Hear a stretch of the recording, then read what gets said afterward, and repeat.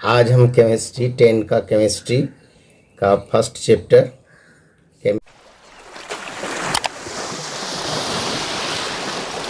Chemical reaction and equation देख रहे हैं। केमिकल रिएक्शन वैसे केमिकल रिएक्शन होते हैं जिसमें एक या अधिक सब्सटेंस कंबाइन करके न्यू सब्सटेंस का निर्माण करता है। केमिकल रिएक्शन में क्या होता है? इन विच वन और two substance combine to form new substance.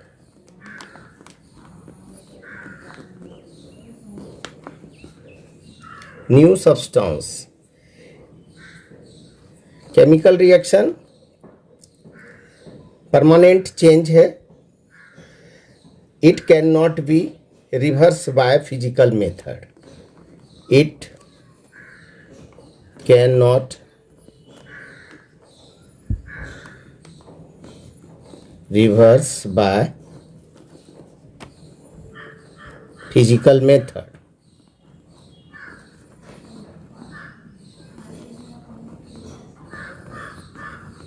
Physical विधि से इसे हम चेंज नहीं कर सकते। बहुत सारे केमिकल रिएक्शन के बारे में हम लोग जानते हैं, लेकिन केमिकल रिएक्शन में कुछ बातें ज़रूरी है, उसको हम लोग जानेंगे।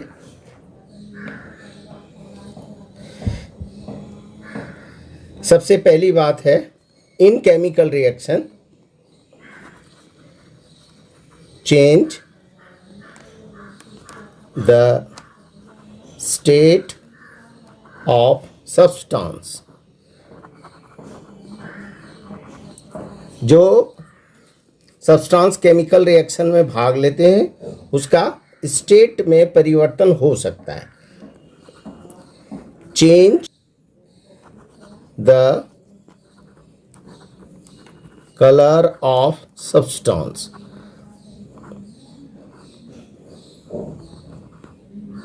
सब्सटेंस के कलर में भी परिवर्तन भी हो सकता है। फिर केमिकल रिएक्शन में जो सब्सटेंस भाग लेते हैं उसके टेम्परेचर में भी परिवर्तन हो सकता है। Change the temperature of reaction. Reaction में टेम्परेचर में परिवर्तन हो सकता है। और एक बात और देखते हैं, evolution of gas during chemical reaction. Chemical reaction के समय गैस भी निकल सकता है। इतनी सारी बात केमिकल रिएक्शन में हो सकता है। फिर हम देखते हैं कि केमिकल रिएक्शन के बारे में कुछ एग्जाम्पल है, हमारे डेली लाइफ में दिखाई पड़ता है। Chemical reaction in daily life.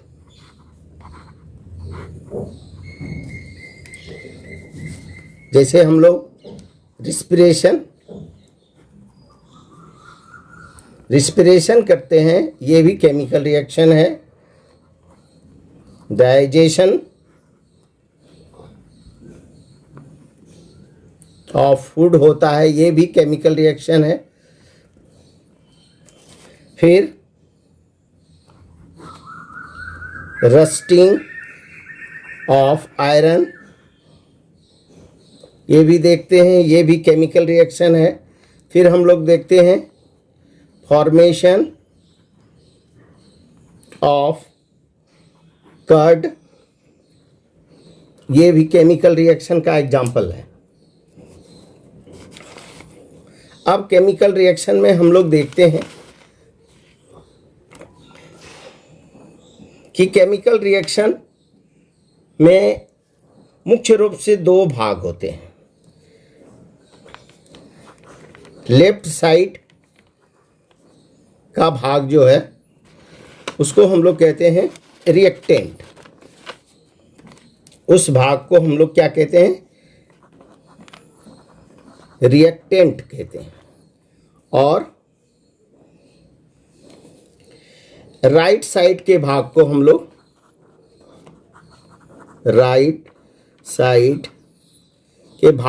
लोग प्रोडक्ट कहते हैं।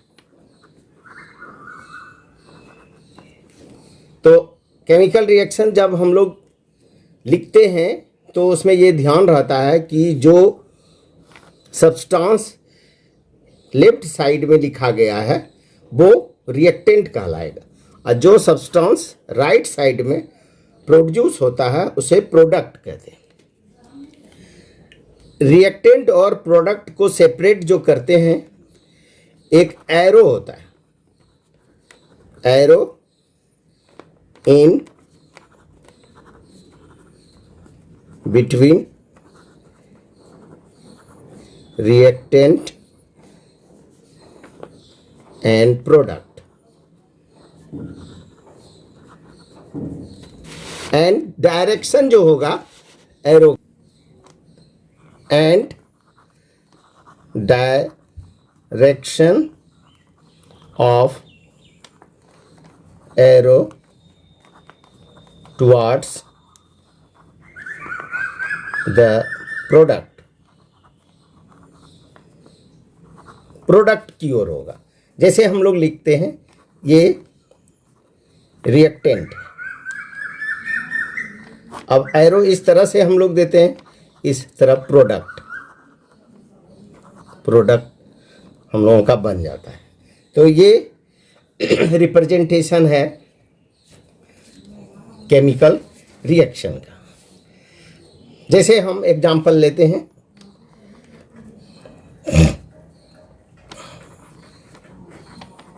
Magnesium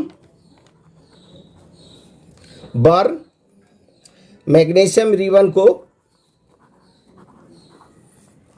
burn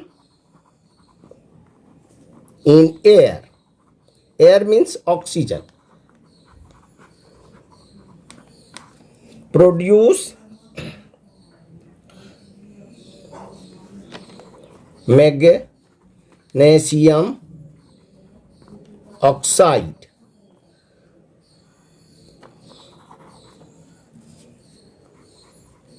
produce magnesium oxide. तो इसमें से ये सब्सटेंस मैग्नीशियम रिएक्टेंट है और ऑक्सीजन ये रिएक्टेंट है, ये लेफ्ट साइड में लिखेंगे, और ये ऑक्साइड मैग्नीशियम ऑक्साइड प्रोडक्ट है। तो इक्वेशन के फॉर्म में इसको जब केमिकल इक्वेशन के फॉर्म में हम लिखते हैं तो पहले हम लोग लिखते हैं magnesium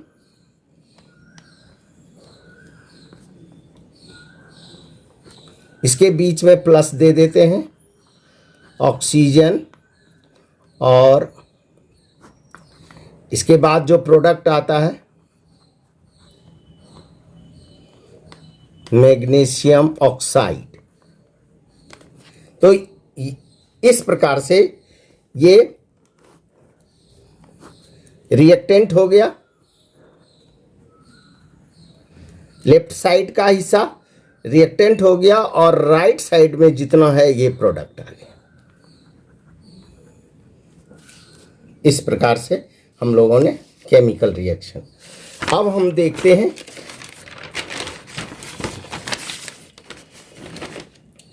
chemical equation.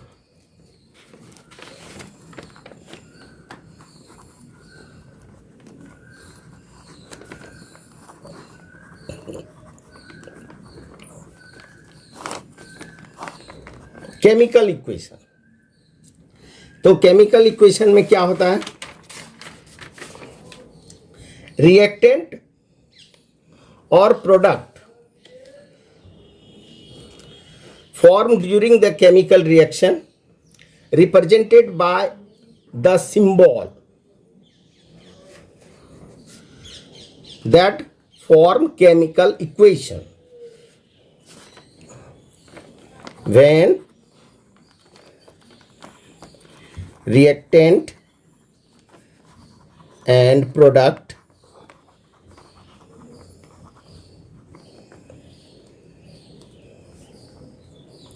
in the chemical reaction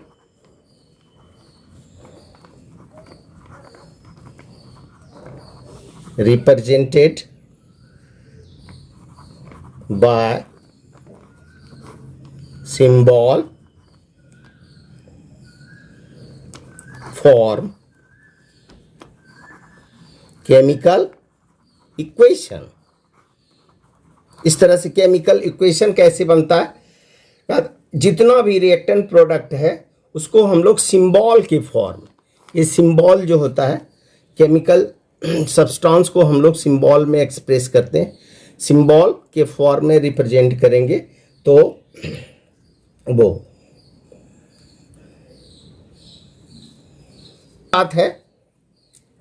chemical equation में जितना रिएक्टेंट और प्रोडक्ट है उसको हम लोग उसके फिजिकल स्टेट को भी लिखते हैं। इन केमिकल रिएक्शन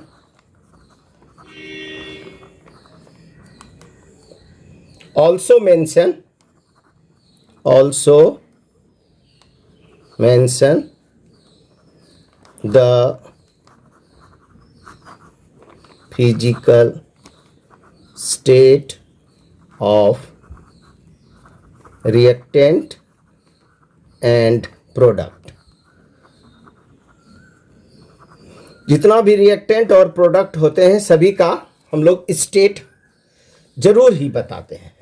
ये स्टेट जनरली जो होता है, जैसे सॉलिड स्टेट के लिए हम लोग स्मॉल s यूज करते हैं, लिक्विड स्टेट के लिए l स्मॉल l यूज करते हैं, अगर गैसियस प्रोडक्ट है उसके लिए स्मॉल g हम लोग यूज करते हैं, अगर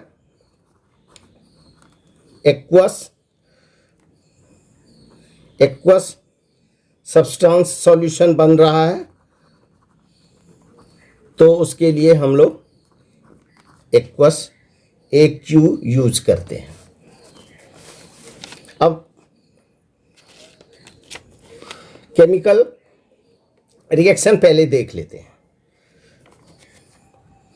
जैसे ये केमिकल रिएक्शन है, मैग्नीशियम प्लस ऑक्सीजन फॉर नेशियम ऑक्साइड, ये एक केमिकल रिएक्शन है। तो इसका हम लोग केमिकल इक्वेशन जो बनाएंगे, केमिकल इक्वेशन जब बनाएंगे तो ये कैसे हो जाएगा, Mg, ये सॉलिड है तो सॉलिड लिख देंगे, प्लस है O2, ऑक्सीजन ये गैस है तो गैस लिख देंगे, ये एरो हुआ, ये प्रोडक्ट जो बनता है मैग्नीशियम ऑक्साइड ये भी सॉलिड है तो सॉलिड स्टेट, यही केमिकल इक्वेशन हो गया। अब देखते हैं कि how to balance the chemical equation. Chemical equation को कैसे बैलेंस करते, तो बैलेंस करने के लिए हम लोग साधारण प्रैक्टिस मेथड से ही कर सकते हैं, कोई इसके लिए रूल नहीं है। जैसे एक केमिकल रिएक्शन ले लेते हैं, जैसे FeH2, ये रिएक्ट करके Fe3O4 ferric oxide plus hydrogen देता है। तो इसे हम लोगों को बैलेंस करना है। बैलेंस करने के लिए सबसे पहले हम लोगों को एक साधारण प्रैक्टिस के लिए बनाना होगा रफ वर्क। इसमें हम लोग एलिमेंट लिख देंगे, इसमें रिएक्टेंट, इसमें प्रोडक्ट। एलिमेंट्स हम लोगों में जो यूज हो रहा है, Fe हो रहा है, हाइड्रोजन हो रहा है, ऑक्सीजन हो रहा है। इतना ही एलिमेंट हमारे केमिकल रिएक्शन में भाग ले रहे हैं। तो Fe को हम लोग देखते हैं लेफ्ट और राइट साइड में क्या स्थिति है। रिएक्टेंट में Fe1 है और इस तरफ 3 है। हाइड्रोजन की क्या स्थिति है? रिएक्टेंट की तरफ 2 है, प्रोडक्ट की तरफ भी 2 है। ऑक्सीजन रिएक्टेंट के साइड में 1 है और प्रोडक्ट के साइड में 4 है। तो बैलेंस करने के लिए हम लोग जैसे रिएक्टेंट को देखते हैं, Fe के बारे में सोचते हैं पहले, तो इसे बैलेंस करने के लिए अब सबसे पहले रिएक्टेंट को हम लोग ब्रैकेट में कर लेते हैं, तब मल्टीप्लाई करना पड़ेगा। सभी को ब्रैकेट में कर लेते हैं, प्रोडक्ट को भी ब्रैकेट। जैसे बैलेंस करने के लिए दोनों तरफ रिएक्टेंट प्रोडक्ट में बराबर बराबर हो तो इसे 3 से मल्टीप्लाई करें। तो यहाँ हमने रिएक्टेंट के साइड में 3 से मल्टीप्लाई कर दिया। फिर ऑक्सीजन देखते हैं, दोनों तरफ 2-2 बैलेंस है, उसको अभी कुछ नहीं करना। अब ऑक्सीजन हम देखते हैं कि प्रोडक्ट में 4 है और रिएक्टेंट में 1 है। इसे 4 से हम मल्टीप्लाई कर देते हैं। 4 से ऑक्सीजन को जैसे हम मल्टीप्लाई करते हैं, ऑक्सीजन बैलेंस हो जाता है रिएक्टेंट और प्रोडक्ट में। लेकिन देखते हैं कि ये 4 मल्टीप्लाई करने के बाद हाइड्रोजन हमारा 8 हो जाता है। अब हाइड्रोजन को बैलेंस करने के लिए इस तरफ प्रोडक्ट के तरफ 4 करना होगा, तभी दोनों तरफ बराबर होगा। तो इस तरफ भी 4 से हम लोग मल्टीप्लाई करते हैं। अब बैलेंस इक्वेशन, केमिकल इक्वेशन, जो हमारा new chemical equation balance equation बना, उसको हम लोग किस तरह से लिखेंगे? इसको 3Fe, इसमें स्टेट दे देते हैं solid, plus 4H2O liquid, arrow दे देते हैं, Fe3O4, ये सॉलिड, प्लस 4H2, ये गैस। ये बैलेंस्ड केमिकल इक्वेशन, ये केमिकल इक्वेशन बैलेंस हो गया।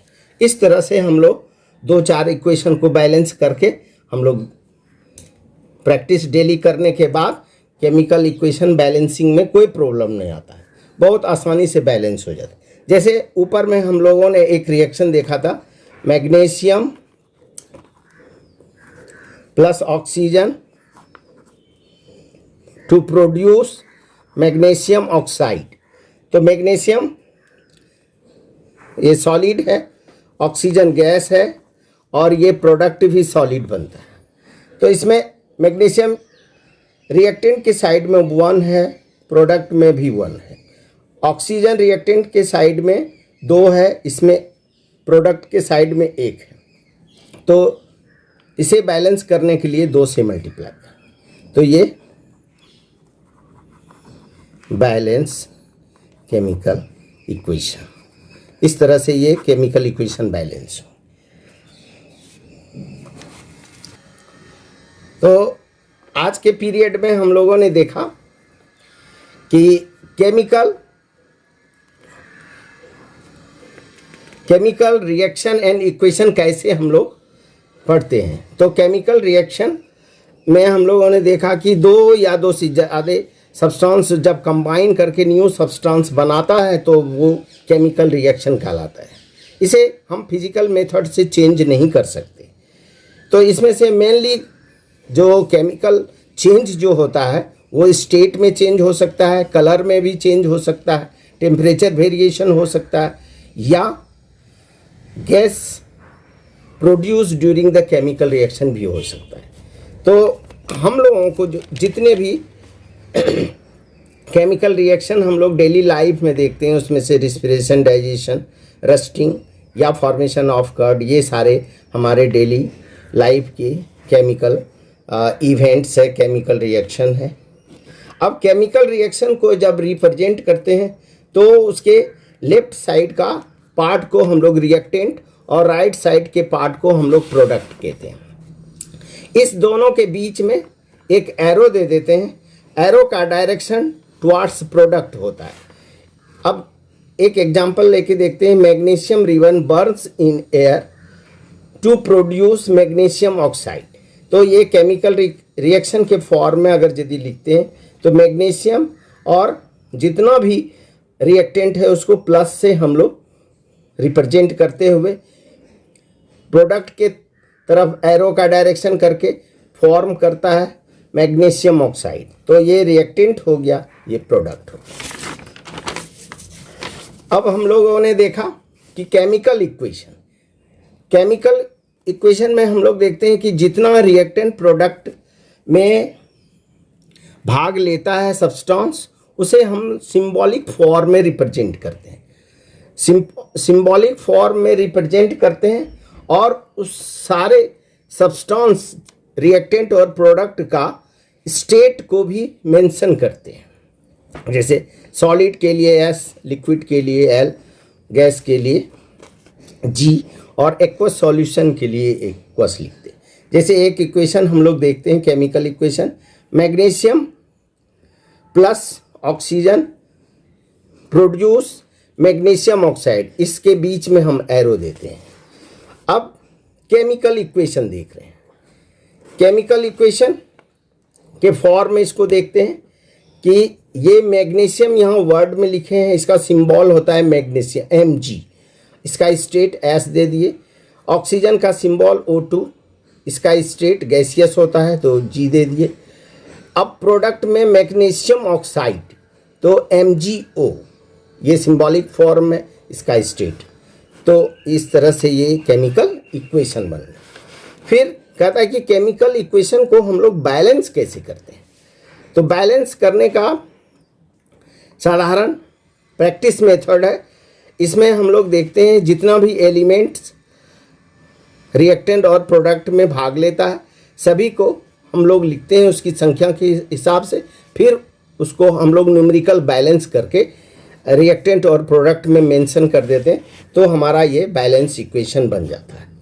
तो इतना ये आज के पीरियड में, नेक्स्ट पीरियड हम इसके बाद देखते हैं।